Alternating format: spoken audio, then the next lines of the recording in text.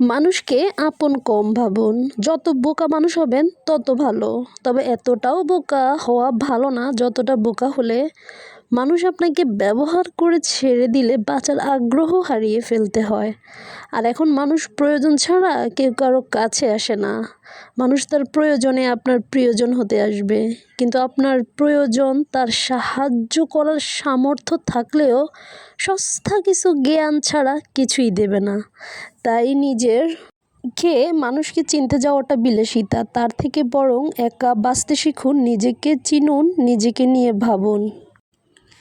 মনের মধ্যে যখন জীবন নিয়ে হাজারটা অভিযোগ জমে যায়, তখন খুব ক্লান্ত হয়ে আকাশের দিকে তাকালে মনে হয় রব যেন বলছে, হতাশ হইও না, নিরাশ হইও না, আমি সব দেখছি, শুনছি, সব একদিন ঠিক হয়ে যাবে।